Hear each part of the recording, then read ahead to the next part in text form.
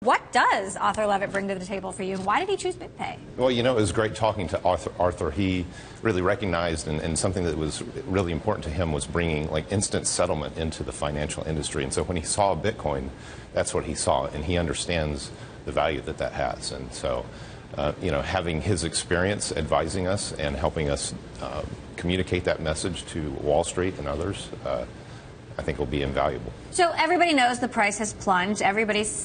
The supporters say it doesn't matter. Yeah. But doesn't it remain a roadblock to popular adoption? I don't think all so. of this volatility. We're in about the fourth or fifth bubble of Bitcoin, and the people that say it doesn't matter, what they're saying is that it doesn't matter as a transaction medium. So BitPay can still operate no matter what the price is. People can still exchange value no matter what the price is. But yeah, everybody pays attention to that price. It's exciting, you know. It goes up, it goes down. So how does it affect what kind of volume you see when the price drops? It does. It does affect our volume. When the price goes up, people like to use spend their Bitcoins and buy things with that additional wealth that they have.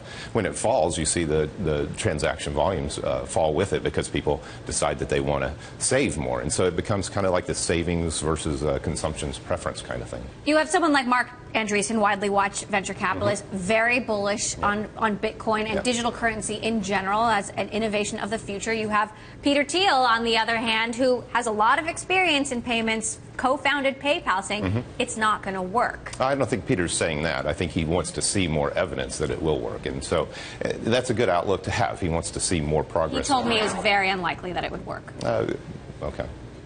But I mean, why this huge diversity of opinions? I would agree with Mark Andreessen. Why this huge diversity of opinion? I think people aren't quite sure yet what to make of it, and they see a lot of excitement and a lot of hype, but they want to see more progress. You know, some people want to see more actual, real progress. What do you think about Apple Pay? I think Apple Pay is, it's Apple doing what Apple does best, and they're going to optimize that payment flow, and they're partnering with the banks to make that happen. I think it's good, and we saw that actually uptick interest in Bitcoin as a result. So. The Chinese government's crackdown on Bitcoin, how does that affect you and the legitimacy of the currency? Well, obviously we would like to operate everywhere in the world, but when governments take a stance where they don't want it to be used, then obviously we have to abide by that. So specifically, how can someone like Arthur Levitt help with the legal issues? I think when we talk with Arthur, what we really want to help him with, or have him help us with, is to how do you get the banking industry to sort of warm up to using this technology, and what do we need to do? What are the steps that we need to do to accomplish that? And I think he'll sort of work backwards. That's the goal, and we'll figure out what are the steps that we need to take to make that happen. So if you say we're in the fourth Bitcoin bubble, how many bubbles are there going to be? How do you see this playing out?